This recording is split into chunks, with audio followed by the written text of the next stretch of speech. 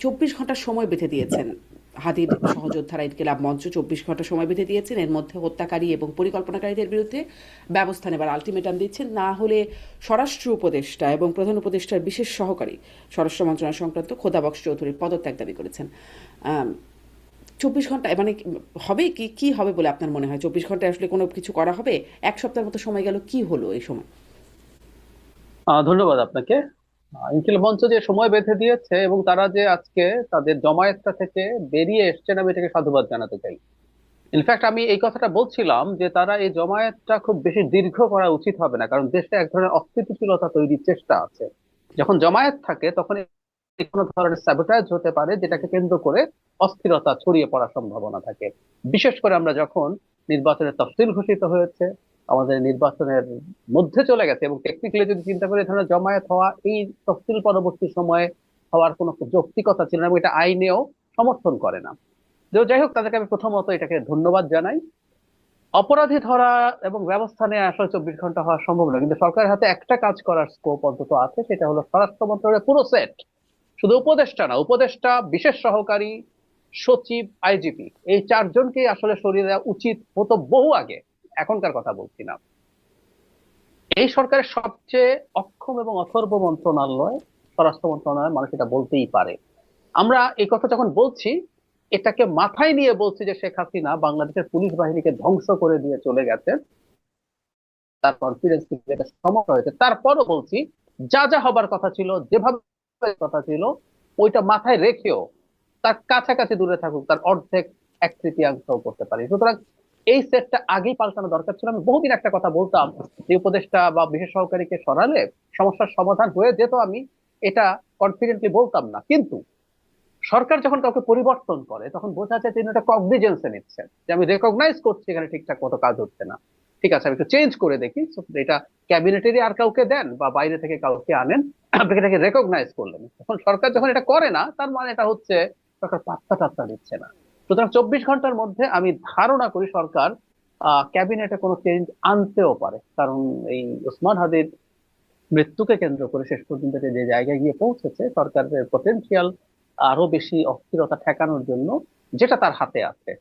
আসামিরা ইভেন ইন্ডিয়াতে চলে গেছে কিনা এটা হুম। নিয়ে প্রশ্ন আছে।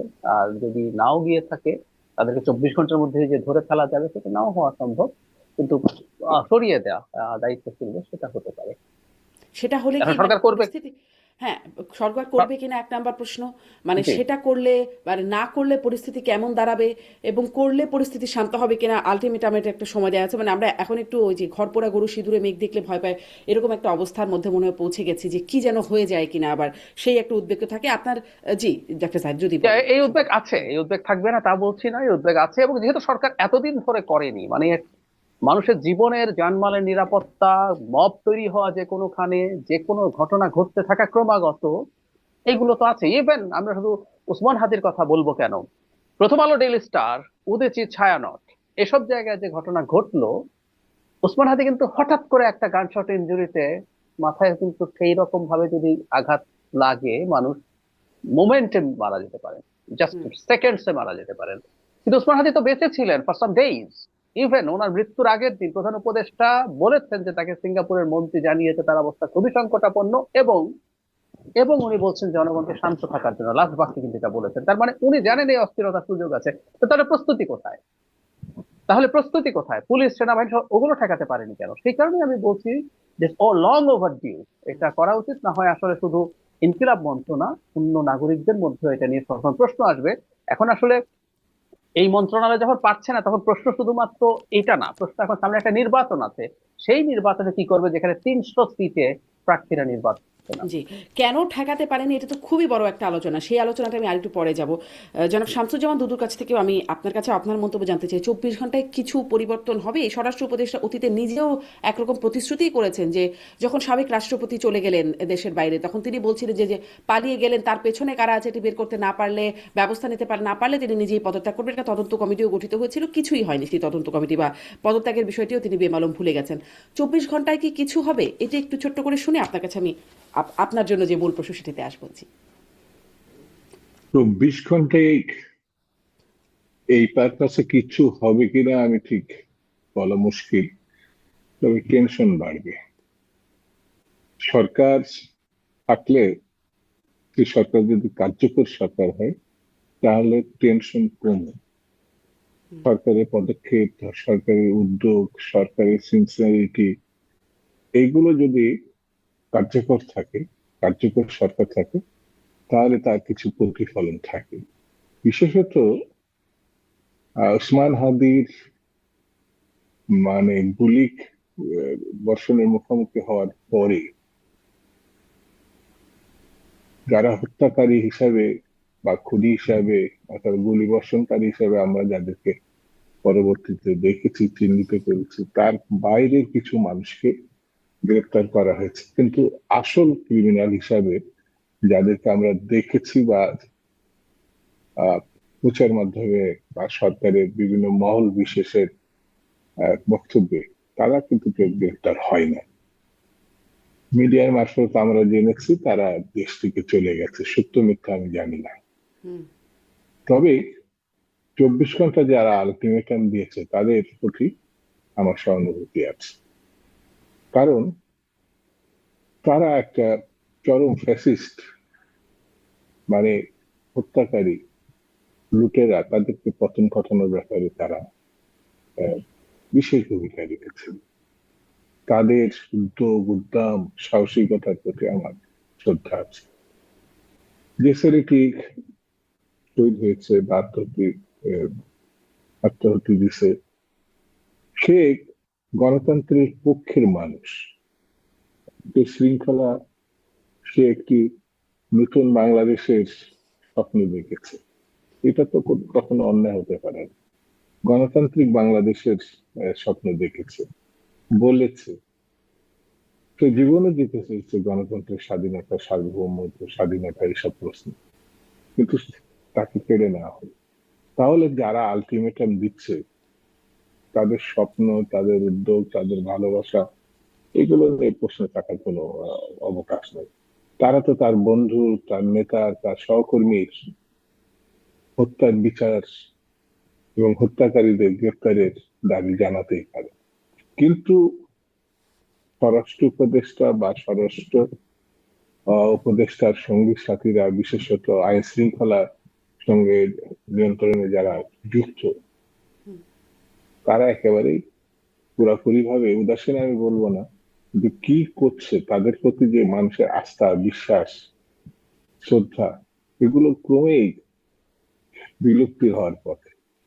এই জন্য আমার কাছে মনে হয় 24 ঘন্টার আলটিমেটাম আমরা বাংলাদেশকে একটা ব্যর্থ রাষ্ট্রের দিকে নিয়ে যাব না কার্যকর রাষ্ট্রের দিকে রাখবো, সেটা এখন খুব জরুরি প্রশ্ন। প্রশ্নটা এই কারণে, সামনে নির্বাচন। আমরা যদি নির্বাচনটা না করতে পারি বা কোনো কারণে নির্বাচন প্রতিবন্ধকতা সৃষ্টি হয় বা কোন রকম বাধা বিঘ্ন তৈরি হয়, দায় কার? সরকারকে নিতে হবে। যদি সরকারকে নিতে হয়, তাহলে এই জিনিসগুলো যেটা মুখোমুখি হয়েছে, এটা ফয়সালা হতে হবে। আর যারা আজকে রাস্তায় নেমেছে, এখন শাহবাগে আছে, আলটিমেটাম দেখছে, তাদের বিষয়টার সঙ্গে সারা দেশবাসী, প্রতিটি রাজনৈতিক দল একমত। সেই জন্য সম্পর্ক যেন ফারাক বেশি না বাড়ে। আমার মনে হয় কার্যকর পদক্ষেপ না নিলে 24 ঘন্টা পর কি হবে এটা সরকারও জানে কিনা আমি জানি না, তবে মানুষ এই 24 ঘন্টার পর কি হবে এই টেনশনে তো অবশ্যই আছে। যে টেনশন কার্যকর পদক্ষেপ, বিষয়টা ওই যে প্রথম আলো ডেইলি স্টারের উপরে চোখের সামনে হামলা হলো, আগে থেকে হ্যাঁ, তারা আরেকটা জিনিস আমি বলি। সহায়তা চেয়েও আরেক পেল না, আরেক- অতএব কার্যকর পদক্ষেপের ব্যাপারটা খুবই একটা না, সন্দেহ আমি বা আমি উদ্বেগ আরেকটু জানানোর বলি, বিষয়। এক নিশ্চয়ই, মিনিট। সেটি নিশ্চয়ই। হচ্ছে যে এই ঘটনার প্রেক্ষিতে প্রথম আলো, ডেইলি স্টার অথবা আহ, উদীচী, তারপরে সাংস্কৃতিক প্রতিষ্ঠানগুলোতে যেভাবে আক্রমণ হয়েছে, এটা কিন্তু ঘোষণা দিয়ে হয়েছে। একেবারে সোশ্যাল মিডিয়াতে, ফেসবুকে আমরা দেখেছি ঘোষণা দিয়ে হচ্ছে, কিন্তু সেই জায়গায় আইন শৃঙ্খলা বাহিনীর ন্যূনতম কোনো ভূমিকা ছিল, এটা আমার চোখে পড়েনি। মানে প্রচার মাধ্যম থেকে যতটা আমরা খেয়াল করেছি, লক্ষ্য করেছি। তাহলে সরকার থাকলে কি হতো আর না থাকলে কি হতো, এর ব্যবধানটা আমি ঠিক বুঝতে পারছি না। এই যে নির্মমতা এবং কারা করছে এটা আমরা সবাই জানি। আর এখনো পর্যন্ত কয়জন গ্রেপ্তার হয়েছে মানে ওই ওই সঙ্গে সংগঠিত আমরা জানি না। কিন্তু এটা যে পরিকল্পনা তৈরি করা হচ্ছে গণতন্ত্রের বিপক্ষে, হুম, কখনো সাম্প্রদায়িকতা গণতন্ত্রের পক্ষের ঘটনা না। হুম। এটা আসলে একেবারেই কারা করছে শামসুজ্জামান দুদু, কেন প্রশ্নটা করলাম, আপনি বলছেন কারা করছে সবাই জানি, কারণ যারা হামলা করছে তারা বলছে তারা বিপ্লবী, তারা সংক্ষুব্ধ ছাত্র জনতা, মানে তাদের ভাষ্যটা তো কারা এরকম। করছে, যদি আইন শৃঙ্খলা বাহিনী এজেন্সি যদি না থাকে, না সরকার না থাকলে তাহলে তো বলা যেত। সবাই জানে, আপনিও জানেন, মিডিয়াও জানে, কিন্তু কোনো উদ্যোগ বা পদক্ষেপ নাই। এই অন্ধকারের শক্তিকে যদি ঠেকানো না যায় তাহলে বাংলাদেশ আরো গভীর সংকটে পড়ে যাবে। জি, মির্জা ফখরুল ইসলাম আলমগীর বলছেন যে এটা ব্লু প্রিন্টের অংশ, এই যে মব বা এই ভাঙচুর এই সব কিছুকে ব্লু প্রিন্টের এন্ড গোল বা আলটিমেট কি হাসিল করতে চায় ব্লু প্রিন্ট থেকে। যাদের নির্বাচনে কোনো ভবিষ্যৎ নাই, নির্বাচন ছাড়াই যারা কম বেশি দেশটা এখন নিয়ন্ত্রণে নিয়েছে, তাদেরই পরিকল্পনা অনুযায়ী তো এখন দেশ চলছে। নির্বাচনটা কিভাবে ঠেকানো যায় এরকম সহজ বিষয়টা তো বিস্তারিত বলার দরকার নেই। সেই জিনিসটা যদি বুঝেও আমরা না বুঝার ভান করি তাহলে বুঝতে হবে পক্ষান্তরে এই ষড়যন্ত্রকারীদের সঙ্গেই যারা ঠেকাবে তারাও আছে। অর্থাৎ সরকার বুঝেও যদি না বুঝার ভান করে তাহলে সরকার আছে কেন, এটাই তো মানুষের প্রশ্ন হিসেবে দেখা দিবে। ডাক্তার জাহিদুর রহমান, আপনার কাছ থেকে ওই যে কারা করছে, সবাই বুঝছে আসলে কারা করছে এই মবের ঘটনার পেছনে কারা। মানে যে কোনো ঘটনার বেনিফিশিয়ারি কে কে? আমরা প্রাথমিকভাবে যেটা করব, মব এবং উসমান হাদির মৃত্যুর ঘটনায় কারা কারা বেনিফিশিয়ারি হলো। আমি বাংলাদেশের মাটিতে এখন পর্যন্ত হাদির গুলিবিদ্ধ হওয়া থেকে এখন পর্যন্ত যা যা ঘটলো তার প্রত্যেকটা ঘটনায় একজনের সমস্যা দেখছি, একটা দলের সমস্যা দেখছি, সেটা হলো বিএনপি। বিএনপি 5 আগস্ট পরবর্তী সময় থেকে খুব দ্রুত একটা নির্বাচন চাইছে। দেশ আনস্টেবল হলে নির্বাচন পিছিয়ে যেতে পারে, কোনো না কোনো ফর্মে ঝামেলা বাড়তে পারে। শুধু সেটা না, উসমান হাদির ঘটনা এবং এরপরে মব, মানে মব বলাও ঠিক না, আসলে মব আসলে একটা স্পন্টেনিয়াস জিনিস। বাংলাদেশে একটা নতুন জিনিস আমরা দেখলাম, এটা পরিকল্পিত ভাবে মব, মানে পরিকল্পিত মব কথা দুটো কিন্তু একটা একটার অ্যান্টাগোনাইজ করে। মব কোনোদিন পরিকল্পিত হয় না, কিন্তু বাংলাদেশে এই ঘটনাটা ঘটানো হচ্ছে। এ ধরনের অস্থিরতা তৈরির চেষ্টা, এবং আমি সংশয় এইটা প্রকাশ করে রাখতে চাই, 25 তারিখ যারা তারেক রহমান আসার আগেও আরো কোনো না কোনো অস্থিরতার ঘটনা ঘটানো হতে পারে, চেষ্টা হতে পারে। সুতরাং এই যাবতীয় যত অস্থিরতা আছে, শর্ট টার্মেও বিএনপির জন্য চাপ, কারণ তারেক রহমান দেশে আসছেন, তিনি স্পষ্ট করেনি তার একটা স্টেট আছে তিনি কেন দেশে আসছেন না, কিন্তু আমরা অনেকেই ধারণা করেছি বা অনুমান করে নিয়েছি যৌক্তিকভাবে, বা কিছু ইঙ্গিত তার দলের পক্ষ থেকে ছিল যে তার নিরাপত্তা নিয়ে সংশয় ছিল। সেই অস্থিরতা তার শর্ট টার্মে বিএনপিকে ক্ষতি করে, মিড টার্মে তার ইলেকশন নিয়ে ক্ষতি করে। তো সব ক্ষতি বিএনপির, লাভ কার কার তাহলে? বাংলাদেশ একটা সুস্থির গণতান্ত্রিক পরিবেশের দিকে যাবে, বাংলাদেশে গণতন্ত্র প্রতিষ্ঠিত হবে, এটা 5 আগস্টে পরাজিত শক্তি চায় না, আওয়ামী লীগ চায় না। আওয়ামী লীগের সাথে সাথে ভারতেরও পরাজয় হয়েছে, কিন্তু এখানে একটা ইন্টারেস্টিং কিন্তু আছে, 5 আগস্টে বিজয়ী শক্তিরও কেউ কেউ চায় না। আমি বলছি না তারা এগুলো ঘটিয়েছে, কিন্তু বিজয়ী শক্তিরও কেউ কেউ চায় না, কারণ দেখা গেছে এই অস্থিরতা বা এই অস্থিরতার কারণে এই সরকারের ক্ষমতা যদি এক্সটেন্ড করার প্রবাবিলিটি বাড়ে, তাদের ক্ষমতা ইনফর্মালি এনজয় করার সুযোগ বেড়ে যায়। কিছু ব্যক্তি আছে অ্যানার্কিস্ট, তারা ঝামেলা বাঁধিয়ে রাখতে চান, তাতে তাদের এই এনার্কির মধ্যে তাদের এক ধরনের নিজস্ব পাওয়ার তৈরি হয়, তারা চান তাদের মতো করে। এবং আরেকটা গ্রুপ আছে, সেটার কথা একটু বলে রাখতে চাই, এটা একটু সংঘবদ্ধ, এটা একটু যোগ করি, এটা একটু আইসোলেটেড না। শারমিন, আপনি খেয়াল করেছেন 5 আগস্ট পরবর্তী সময় থেকে কয়েকজন মানুষ, এর মধ্যে একজন কেন্দ্রে আছেন, একজন খুবই পরিচিত পাবলিক ইন্টেলেকচুয়াল, যিনি এটাকে বিপ্লব বলছিলেন, যে এটা গণ অভ্যুত্থান হয়নি, এটা বিপ্লব হয়েছে। এবং তিনি 5 আগস্ট থেকে ক্রমাগত চেষ্টা করেছেন এটা করতে, যে ইভেন ডক্টর ইউনূস শপথ নেওয়ার পরও, যে এটা আসলে একটা বিপ্লবী সরকার হওয়া উচিত, যে সংবিধান ছুঁড়ে ফেলে দেবে, দিয়ে সে নতুন করে ফরমানের মাধ্যমে দেশ চালাতে থাকবে, তারপর একটা নতুন সংবিধান লিখবে, তার অধীনে গিয়ে নির্বাচন হবে।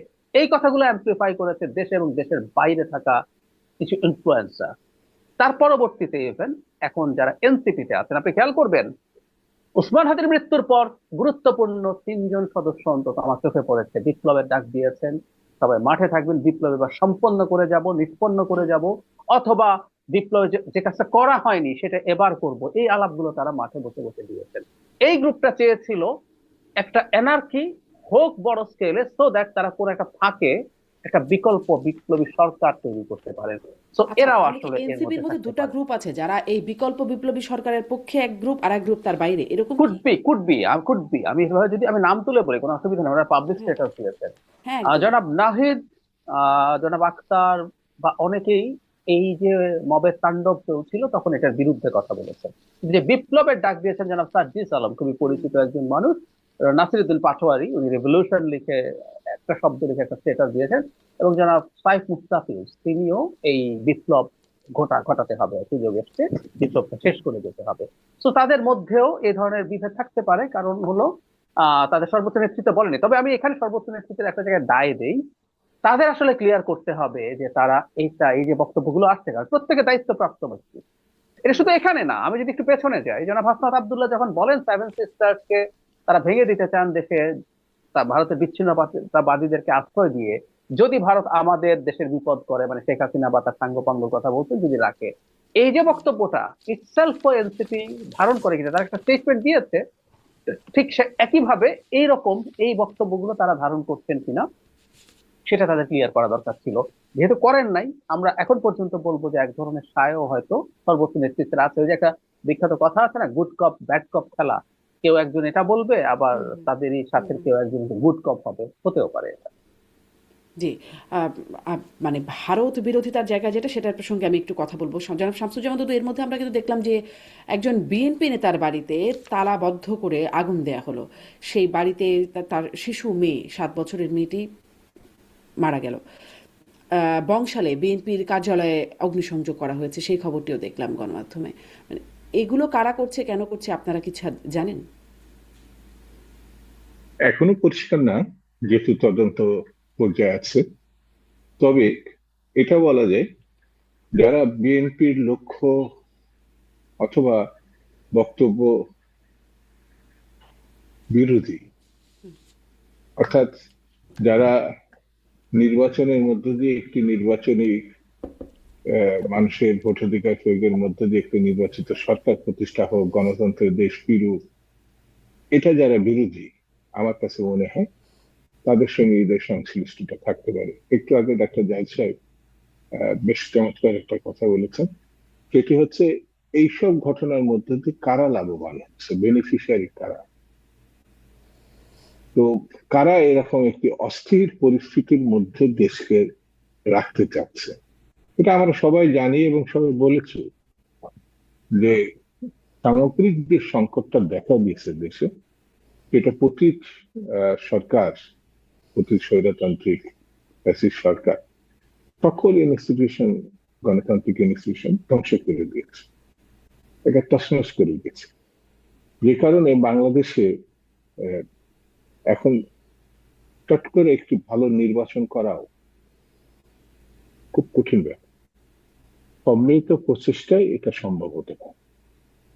তো সেই গণতান্ত্রিক ব্যবস্থায় যেটা আমরা মুক্তিযুদ্ধের মধ্য দিয়ে অর্জন করেছিলাম, সেই গণতন্ত্র কখনো এসেছে, কখনো চলে গেছে। কিন্তু গণতন্ত্রের জন্য একটি জাতি যুদ্ধ করেছে, স্বাধীনতার জন্য যুদ্ধ করেছে, এমন জাতি তো দক্ষিণ পূর্ব এসে একটাই আছে, সেটা হচ্ছে বাঙালি জাতি, বাংলাদেশি জাতি। এই জাতির গণতন্ত্রের প্রতি যে সহমর্মিতা, মায়া, ভালোবাসা, এটা কিন্তু বারবার তারা প্রমাণ করেছে। সেই কারণে এখন যারা এই যে শিশু কন্যাটাকে হত্যা করলো, এই বংশালে আগুন দিল, পার্টি অফিসে বা অন্যান্য বিচ্ছিন্ন ভাবেও তারা এটা করছে, তারা কিন্তু বিএনপিকে মোকাবেলা করতে চাচ্ছে না। তারা একটি সন্ত্রাসমূলক পরিস্থিতির মধ্যে তারা ক্ষমতাকে রক্ষা করতে চাচ্ছে। এটা আমার কাছে মনে হয় যেমন একটু আগে আপনাকে যেটা বললাম যে নির্বাচনের ভবিষ্যৎ কাদের নয়, যেমন প্রতি সরকার তারা তো এমনিতেই নিষিদ্ধ। তারা নিজেরাই ক্ষমতায় থাকা অবস্থাতে বুঝছে যে ফেয়ার ইলেকশন হলে তারা থাকবে না। তো ন্যূনতম গণতান্ত্রিক ভাবনা চিন্তার মধ্যে তারা থাকলে সেই সময় তারা এখন যে পরিস্থিতি হয়েছে এত বড় ঝুঁকি তারা নিতে পারে না। তারা নিশ্চিতই ছিল, ফ্যাসিস্ট শক্তি অবশ্য আহ, এটাই মনে করে যে গায়ের জোর যতক্ষণ পর্যন্ত আছে, শক্তি যতক্ষণ নিয়ন্ত্রণ নিয়ন্ত্রণ করতে পারছে ততক্ষণ পর্যন্ত তারা থাকবে এবং থাকছে। তো এখন প্রতীক সরকার অর্থাৎ আওয়ামী লীগের যারা পলায়নবাদী, যারা ভারতে তো আছে এবং এই দেশেও কিছু আছে তাদের অনুচর, তো তারা মিলেমিশে মনে করছে নির্বাচন হলে তাদের ভবিষ্যৎ নাই। আর নাই বলে যতক্ষণ পর্যন্ত নির্বাচন ঠেকিয়ে একটি অবস্থা করা যায় ততক্ষণ পর্যন্ত মানে তারা হলে তাদের ভবিষ্যৎ শক্তি নাই, বা না হলে ক্ষমতা কি প্রয়োগ ভবিষ্যৎ, করবে। জনাব শামসুজ্জামান দুদু? হলে ভবিষ্যৎ নাই, না হলে কি তারা ভবিষ্যৎ?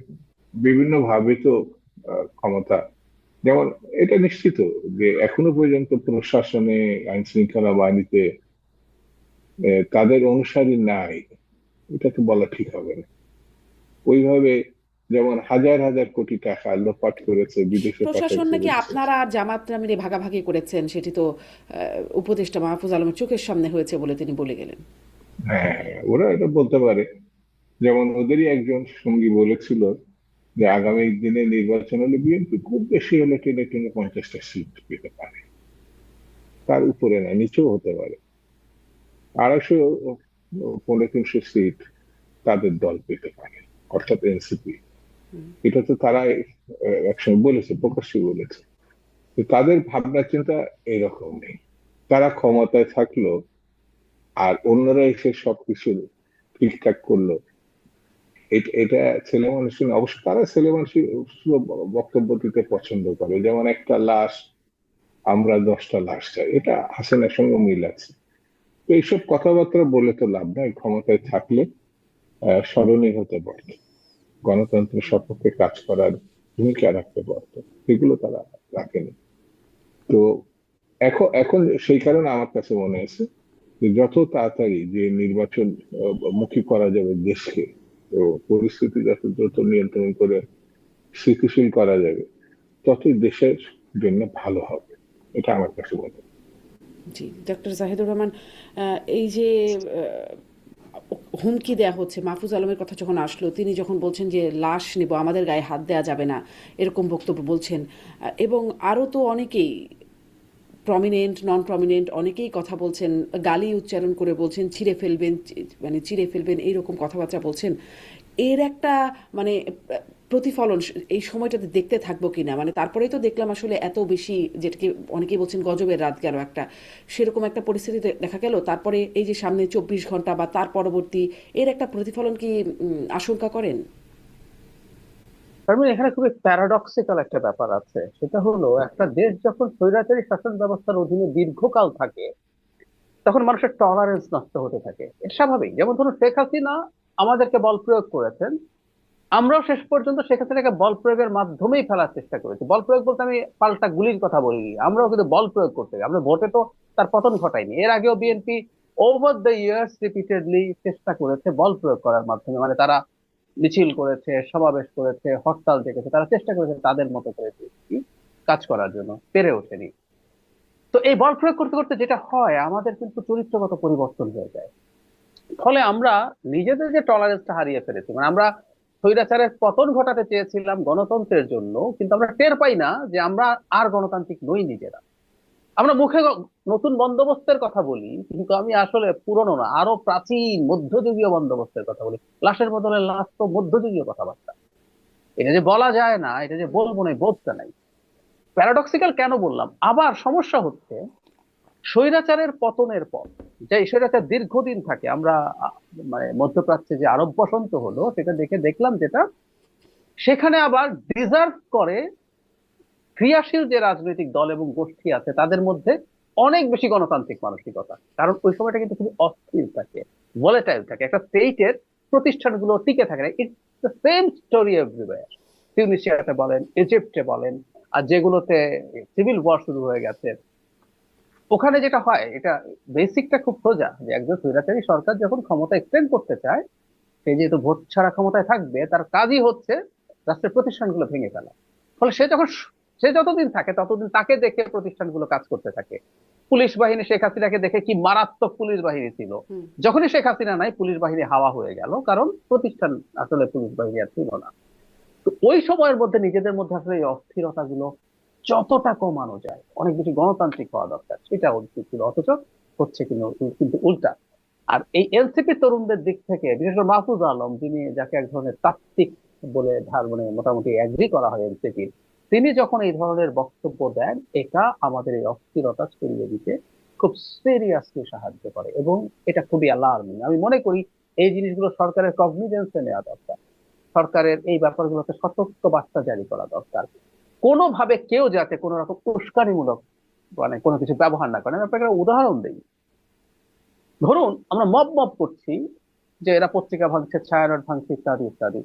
আপনি মিডিয়াতে পাবেন জাহাঙ্গীরনগর ইউনিভার্সিটির জাকসুর এক শিবির নেতা, রাকসুর ভিপি, হুম। তারা প্রকাশ্যে বলছেন যে এগুলো শেষ করে দিতে হবে, এগুলো ধ্বংস করে দিতে হবে, প্রকাশ্যে বলছে, এগুলো ডকুমেন্ট আছে।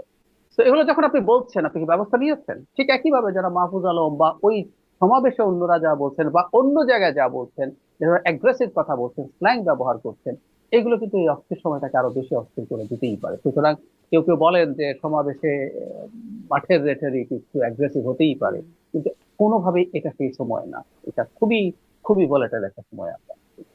আমি এই বিষয়টা শামসুজ্জামান দুদু আপনার কাছে শুনতে চাই। আনিস আলমগীর তিনি টকশোতে কথা বলেন, সাংবাদিক, তাকে বলা হচ্ছে তিনি নানান রকম উস্কানি দিয়েছেন, সন্ত্রাস দমন বিরোধী আইনে তাকে গ্রেপ্তারও করা হলো, তার বক্তব্যের মাধ্যমে তিনি উস্কানি দিয়েছেন।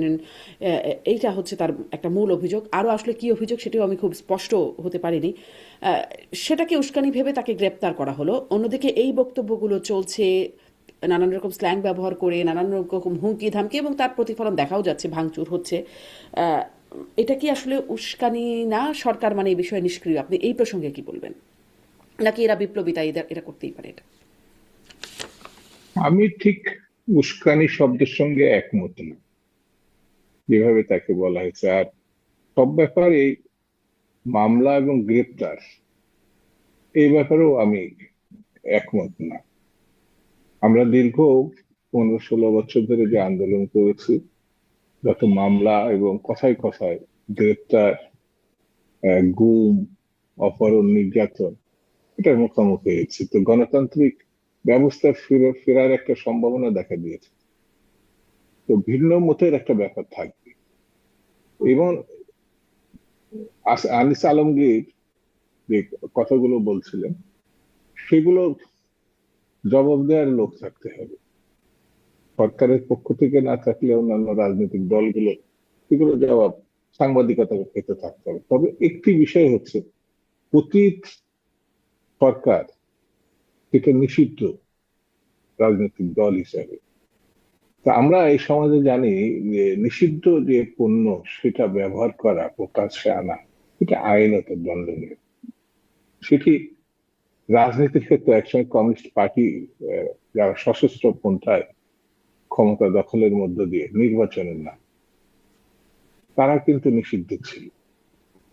এবং সেটা শিকদারে হত্যাই করেছে শেখ মুজিব। তো তার মানে তো সেরা শিকদার তার রাজনৈতিক আদর্শ বা তার রাজনৈতিক লক্ষ্য এটা সাধারণ খনির মতো না। তো তার রাজনীতি সম্বন্ধে ভিন্ন মত থাকতে পারে, বিতর্ক থাকতে পারে। তা আনিস আলমগীরের যে বিষয়টি, সে একটি নিষিদ্ধ সংগঠনে, যে সংগঠন হাজার হাজার লক্ষ লক্ষ কোটি টাকা পাচার করছে, এটা বড় কথা না।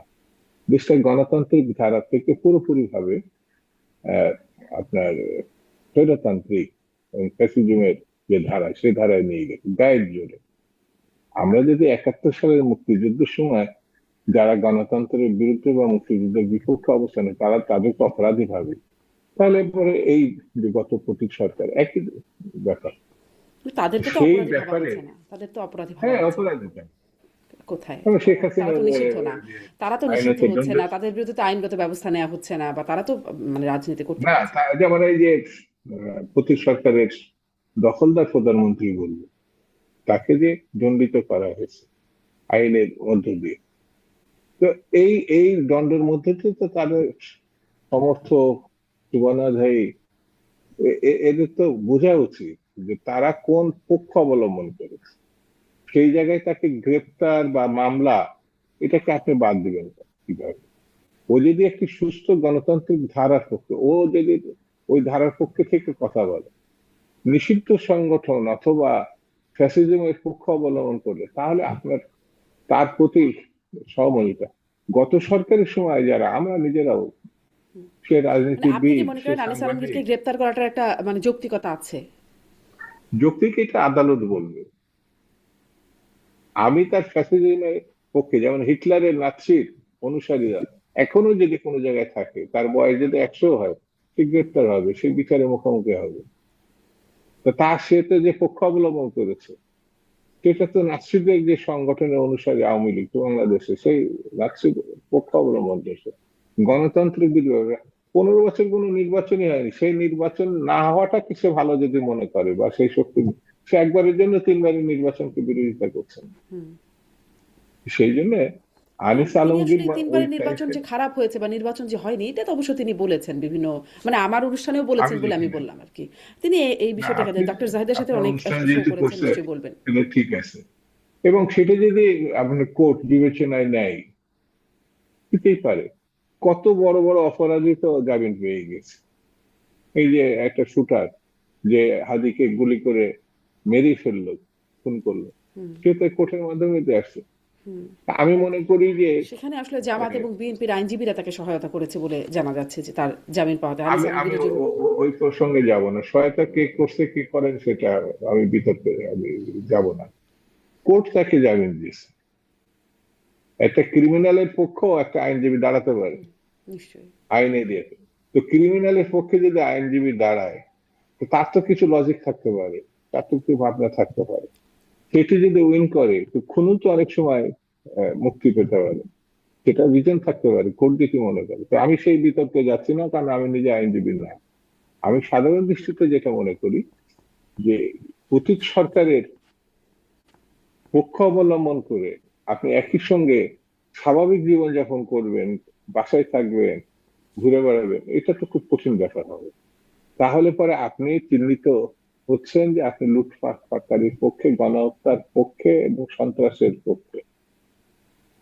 তো এটার পরিণতি কি হতে পারে, এটা আমার কাছে। আর গণতান্ত্রিক রাজনীতিতে আপনি বারবার অ্যারেস্ট হবেন, জেলে যাবেন, যেটা অতীতে 15 বছরে শুধু বিএনপি না, অন্যান্য সকল রাজনৈতিক দল, সাংবাদিক, পেশাজীবী কি অপদস্থ হয়েছে, কি পরিস্থিতির মুখে তারা পড়ছে। তারা তো কোনো আহ, সরকারের পক্ষ অবলম্বন করছিল না, আর এখন তো খুনির পক্ষ অবলম্বন করছে। এটা তো আমার নিজের কাছে জি। মনে হয়। জি। আমি জনাব আগে শামসুজ্জামান শুরু দুদু। করেছি গ্রেফতার বা জুলুম বা নির্যাতন, আমি নিজেই পছন্দ করি না, কারণ আমি নিজে এটা শিকার হয়েছি। কিন্তু গণতান্ত্রিক ব্যবস্থার পক্ষে থেকে যদি সে শিকার হয়, তাহলে আমার আপত্তি আছে। জি। কিন্তু জি। ফ্যাসিজমের পক্ষ নিয়ে বা খুনির পক্ষ নিয়ে বা লুটেরার পক্ষ নিয়ে আপনি হলে, তা এক জিনিস হলো না। জি, জনাব শামসুজ্জামান দুদু, আপনার অবস্থান স্পষ্ট। আদালতের কথা বলছেন, আদালত বেগম জিয়াকেও কারাদণ্ড দিয়েছিলেন, তারেক রহমানকেও কারাদণ্ড দিয়েছিলেন। আমি ডাক্তার জাহিদুর রহমান আপনার কাছ থেকেও একটু শুনতে চাই যে আসলে আনিস আলমগীরের গ্রেপ্তার, জনাব শামসুজ্জামান দুদু বলছিলেন যে ফ্যাসিজমের পক্ষে হলে, আপনি শুনছিলেন যে লুটপাট ফ্যাসিজমের পক্ষে হলে তার তো সাধারণ জীবনযাপন করার কথা না। কিন্তু আমরা দেখছি আসলে বিভিন্ন মানবাধিকার সংস্থা, বিভিন্ন সাংবাদিকদের, আন্তর্জাতিক সংস্থা, তারা প্রতিবাদ করছে এই বিষয়টির। আহ, এটারও মানে ভবিষ্যৎ কি হতে যাচ্ছে, আপনি কিভাবে দেখেন? আমি দুদু ভাইয়ের সাথে একেবারেই একমত যে যা পরিস্থিতি তৈরি হয়েছে, এটা ট্রিগার করেছে ভারত। কিন্তু এখানে আমার একটা কিন্তু আছে। আমি প্রতিক্রিয়া কি দেখাবো, কতটুকু দেখাবো, দ্যাট ম্যাটার্স। কোন রকম কোনো সন্দেহ নাই, ভারত বাংলাদেশের ওপরে শেখ হাসিনাকে চাপিয়ে ক্ষমতায় রেখে যা যা করেছেন, ভারতের ইন্টেলিজেন্সিয়া এই কথা বলছে যৌক্তিক কারণেই, যে বাংলাদেশে যা যা ঘটে সবকিছুর সাথে শেখ হাসিনা যেমন জড়িত, একই সাথে মানুষজন ভারতকে ট্যাগ করছে, and which is logical. So ক্ষোভ হতে হতে রাগ, বিরক্তি, বিতৃষ্ণ হতে ঘৃণায় পরিণত হচ্ছে, আমি মানি এটা। 5 আগস্ট পরবর্তী সময় শেখ হাসিনাকে তারা আশ্রয় দিয়েছেন, আমি এটাও ছাড় দিতে প্রস্তুত আছি। তাদের দীর্ঘদিনের লাই ছেড়ে দিলে ভবিষ্যতে আরেকটা হাসিনা পাবে না এখানে বা সাবকন্টিনেন্টে। কিন্তু শেখ হাসিনা যে প্রতিদিন অলমোস্ট কথা বলে, হুমকি দেয় বসে বসে, বাংলাদেশের নির্বাচন ডিস্টার্ব করতে চায়, সমন্বয়ক ডক্টর ইউনূস, তারেক রহমান সবাইকে অ্যাকিউজ করে, সুযোগ করে দেখিয়ে দেবেন, এই যে ক্রমাগত অস্থিরতা তৈরি করে যাচ্ছে আমাদের দেশের বিরুদ্ধে, এটা মানুষকে আরো ক্রমাগত করতে পারে, এতেও সন্দেহ নেই। টেরিtorial ইন্টিগ্রিটি নিয়ে প্রশ্ন তোলা খুবই খারাপ কথা, মানি। কিন্তু আপনি ভারতের মিডিয়া দেখুন, বাংলাদেশের ফেরির ওখান দিয়ে একটা চিকেন স্ন্যাক আছে, ওইটা আলাদা করে ফেলবো, চট্টগ্রাম পার্বত্য চট্টগ্রাম নিয়ে নেব। বাংলাদেশের মাথায় পঞ্চগড়ের ওই জোন থেকে বিরাট অংশ কেটে নিয়ে চিকেন স্ন্যাকটাকে চওড়া করে ফেলবো। শুধু তাই না, বিজেপির যে আদর্শিক প্রতিষ্ঠান আরএসএস, তারা অখণ্ড ভারতের কথা তাদের অফিসিয়াল কথায় লিখেছে, তাদের পার্লামেন্টে অখণ্ড ভারতের মানচিত্র আছে। আমাদের মানচিত্র আমরা তো না, পাকিস্তান আমরা সহ নেপাল, ভুটান, শ্রীলঙ্কা কেউ নাই, সব ভারতের পার্ট। তো আমাদের টেরিtorial ইন্টিগ্রিটি নিয়ে কিন্তু তারা প্রশ্ন করে।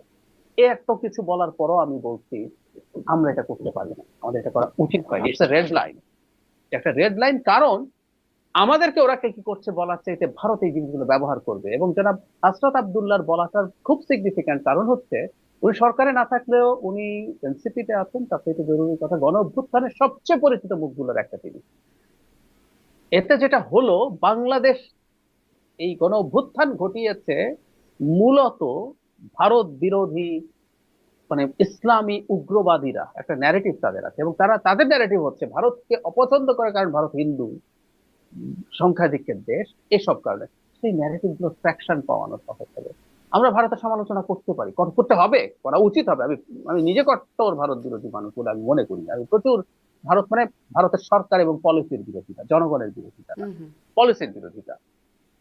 কিন্তু এই পর্যায়ে যাওয়া উচিত বলে আমি কোনোভাবেই মনে করি না। টেরিtorial ইন্টিগ্রিটি নিয়ে প্রশ্ন এখানে না, মানে এটা রাস্তায় রাজপথের ইয়েতেও হবে না, বরং ভারতের কাছে দাবি জানানো। আমি একটা বিএনপির কর্মসূচির কথা বলতে চাই, যে তিস্তা নিয়ে তারা বিশাল মশাল দিয়ে রাতের বেলা সমাবেশ করেছেন জনাব দুলু তার এলাকাতে, হাজার হাজার মানুষ। তো আমাদের এই দাবিগুলো এইভাবে ক্রমাগত জানিয়ে যেতে হবে, কোনো জিঙ্গোইজম না।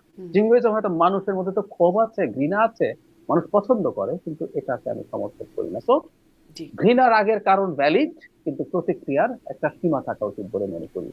আর সাম্প্রতিকতার ক্ষেত্রে আমি মনে করি যে বাংলাদেশে এই ধরনের প্রবণতা আসলে আগেও ছিল, কিন্তু আগে ইভেন শেখ হাসিনার সময়ের কথাও বলবো, যে এই সো কল্ড তৌহিদি জনতা, আমি একদিন বলছিলাম আপনাদের এত হ্যাডাম কোথায় ছিল এতদিন, আপনারা শেখ হাসিনার সময় এগুলো করেন নাই কেন? এমনকি শেখ হাসিনা করার সময় তারা এই সাহস গুলো পায়নি, এই অন্তর্বর্তী সরকারের সময় তারা এই সাহস গুলো পাচ্ছে, কারণ সরকার ব্যবস্থা নেই। এই যে একজন মানুষকে পিটিয়ে পুড়িয়ে ফেলা হলো, শুধু সেটা না, উনি কারখানা থেকে, কারখানার কর্তৃপক্ষ মবের হাতে তাকে তুলে দিয়েছেন, এটা পত্রিকাতেই এসছে। আচ্ছা, তার পেছনে যে পুলিশের কাছেও গিয়েছিলেন, পুলিশও পরে তাকে মানে আশ্রয় দেয় নাই, সেখান থেকে সে মবের হাতে গিয়ে এরকম ভয়ঙ্কর ব্যাপার। আপনি যদি প্রয়োজন হয় এখানে স্টেপ নেওয়ার জন্য, ওতে সর্বোচ্চ বল প্রয়োগ করলে একটা দুটো করতে হতো, তাহলে এগুলো বন্ধ হতো। মনে নেই আমাদের, উনি আবার হিন্দু ছিলেন না মুসলিম ছিলেন, ওনার স্বাভাবিক মৃত্যু হয়েছিল, কিন্তু ধর্ম নিয়ে তার নিজস্ব একটা ইন্টারপ্রিটেশন ছিল। তারপর তার কবর থেকে ডেড বডি তুলে সেই ডেড বডিকে পেটানো হয়েছে, আগুন জ্বালিয়ে দেওয়া হয়েছে। আমি এখন যেটা দেখছি, এটা আসলে ঠিক যে সাম্প্রদায়িকতার অনেক বেশি উত্থান হয়ে গেছে তা না, বরং আইন শৃঙ্খলার সমস্যার কারণে এটা অনেক বেশি ঘটছে। আমি কিন্তু 100% নিশ্চিত নির্বাচনের পর যেই ক্ষমতায় আসবে, আমি ধারণা করি খুব বড় মার্জিনে বিএনপি ক্ষমতায় আসবে, আমি মোটামুটি নিশ্চিত এই ধরনের প্রবণতা একেবারে থাকবে। একটা শেষ প্রশ্ন, সবসময় শেষ প্রশ্নটা এরকমই হয়, নির্বাচন হবে তো, মানে পরিস্থিতি যেরকম এগোচ্ছে, নির্বাচন হবে তো ফেব্রুয়ারি? নির্বাচন হবে। আমরা আরেকটু টার্ময়েলের মধ্যে দিয়ে যাব। ইভেন তারেক রহমান আসার আগে এই যে 3-4 দিন সময় আছে, এর মধ্যেও কিছু ঘটানোর চেষ্টা হতে পারে, মানে জনাব তারেক রহমানকে ভয় দেখানো। এর পরবর্তীতেও জার্নিটা খুব টফ না। এমনকি ইলেকশনের দিনও 300 আসনে যখন নির্বাচন হবে, অপ্রীতিকর ঘটনা ঘটবে। এই নির্বাচন ডক্টর ইউনূসের ভাষ্য মতে শ্রেষ্ঠতম নির্বাচন হচ্ছে না, কিন্তু একটা গ্রহণযোগ্য নির্বাচন হবে। জি, মানে সহিংসতম না হলেই হয়, যেহেতু প্রার্থীরা নাকি এখন লাইসেন্স নিতে পারবে, অস্ত্র ক্যারি করতে পারবে।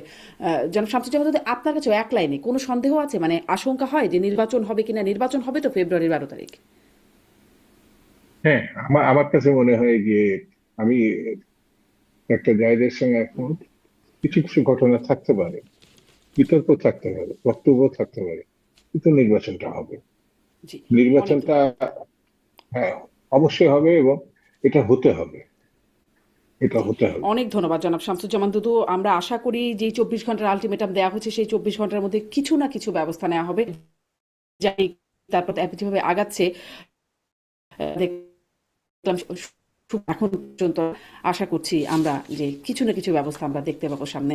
অনেক ধন্যবাদ ডাক্তার জাহিদুর রহমান, অনেক ধন্যবাদ জনাব শামসুজ্জামান দুদু, আপনাদের দুজনকে ধন্যবাদ। দর্শক এতক্ষণ সাথে থাকবার জন্য আজকের মতো শেষ করছি।